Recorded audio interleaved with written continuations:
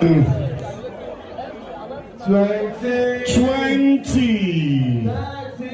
30, 40, and 50. If you know this song, please join me. Happy birthday.